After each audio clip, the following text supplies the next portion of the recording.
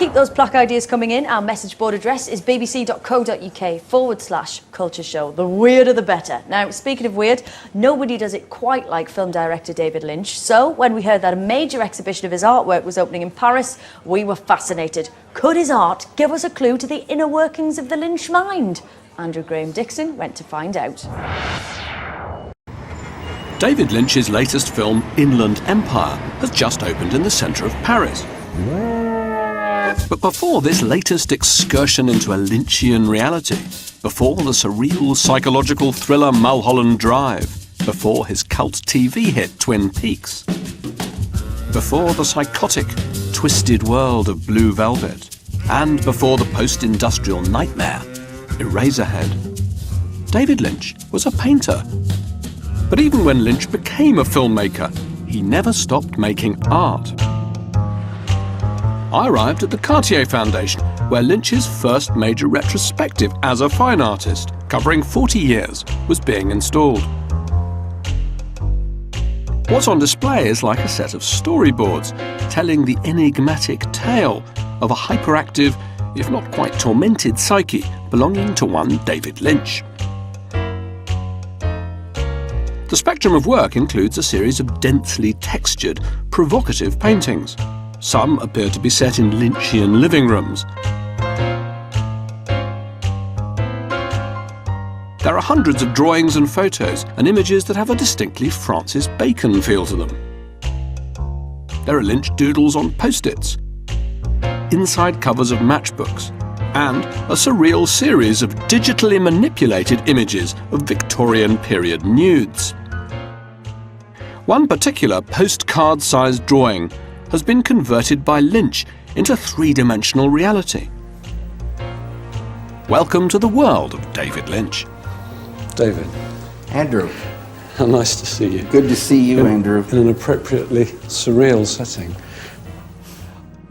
When you paint, is that when you don't have a movie on the go, or are you able to sustain both types of activity at the same time? I am not able to sustain both. There's this expression, keep your eye on the donut and not on the hole. In other words, focus on that thing that you're working on. In between, before the ideas come for the next film, beautiful time to fall into the world of paint or photography or music or whatever. Francis Bacon once said that his paintings would come to him sometimes as images in dreams. And then there would be the reality of going into the studio and trying to wrestle that image that was an image in a dream into a real painting. I mean, is the process for you in any way similar to that? It's exactly that, except it doesn't come from a dream. Very few things for me come from a dream. But the idea is like a dream. The idea comes into your mind. There it is. Lynch's DIY approach to surrealism is expressed in a rather unsettling series of digitally distorted erotic photographs from the 19th century. Some of these images could almost be scenes from the films Eraserhead or Elephant Man. Photoshop is the greatest program. What you realize, it's a tool, you can do what you think. I noticed a series of photographs of snowmen. I'm going through an old area in Boise, Idaho, and I'm noticing these snowmen, and nature had started, taking them away. Reminded me of aliens. To me, they're sort of visible evidence of the fact that all kinds of people who don't necessarily think that they're artists, but actually these people are artists, and they're making one sculpture a year, and it just happens to be a snowman. Beautiful, Andrew. There's artists everywhere. For Lynch, the transition from artist to filmmaker began in 1966. Lynch produced his first stop-action animation called 6 Men Getting Sick. This installation has been designed by Lynch. You get the feeling these curtains might have been used in a Twin Peaks dream sequence. Many of his pictures take the form of ill-defined existential landscapes. There's a Lynchian everyman character named Barb who inhabits these mindscapes. The pictures have titles like Rock with 7 Eyes, It looks back at you from what looks like a mound of primal sludge. It's really about, I guess, a dance of one texture to another, and I call them fast and slow areas. You know, a fast area is a busy area, and a slow area is there's not a lot happening. As Daviud Lynch and I were talking, I became transfixed by those hand gestures. Was he typing out some form of aerial braille? Or was he playing some musical instrument that only he could see and hear? His gestures are incredibly kinetic. You've written a lot about meditation and how it helps you in your life and how it gives you this peace and tranquility. And yet, for many people, your work remains associated with darkness and violence. Right. And I think people are quite intrigued by that counterplay. Exactly.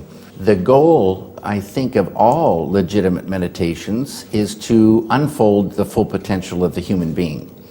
And the key to rapid unfoldment of the full potential is experiencing the deepest level of life. But how come my work is so dark?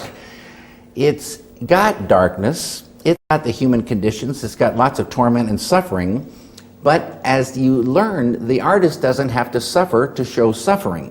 When you get a technique that allows you to dive all the way within and experience that ocean, freedom comes. Whoa! I think somebody who watches Eraserhead, they might think that you must have been in some kind of dark night of the soul, but were you actually, not in a terrible state when you made that movie? Well, I was in the dark night of the soul. That's when I started meditating. Lynch's films can mesmerize with smoke and flames. A flickering light, which seems to have been caused by some cosmic electrical short, is a recurring motif. And given the sheer diversity of Lynch's artworks, I couldn't resist asking him this. Do you have any sort of personal favourites among them? I mean, if an electrical fire were to break out in the Fondation Cartier right now, are there 3 or 4 that you'd rush to save? Well, I try to save the bunch. There's... I wonder, is he thinking hard about which works to save? Or how not to answer my question, for fear that his personal preference might reveal too much? Based on what you're saying, I'm going to add to the installation here a flame retardant suit. And I'm going to save everything, Andrew.